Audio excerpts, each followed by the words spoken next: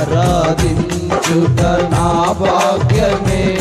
మనలో ఏమి లేదు, కృప చూపుట ఆయన ఆరాధించుట మన భాగ్యం. ధర్మమే ఆరాధించుట నా భాగ్యమే. కృప చూపుటయే నీ ధర్మమే. కృప చూపుటయే నీ ధర్మమే. ఆరాధనా ఆరాధనా ఆరాధనా నీకే ఆరాధనా. యేసయ్యా ఆరాధనా ఆరాధనా ఆరాధనా నీకే ఆరాధనా.